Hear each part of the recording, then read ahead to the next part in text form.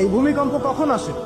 আল্লাহ পাক বলছেন তার রাসূলের মাধ্যমে, যখন সমাজের মধ্যে পাপ বেড়ে যাবে, মানুষ মাদককে হালাল মনে করা শুরু করবে, জেনাকে হালাল মনে করা শুরু করবে, এবং এই যে বেপরদানি বেড়ে যাবে, তখন সমাজের মধ্যে ভূমিকম্প দেখা দিবে, ভূমিধস দেখা দিবে।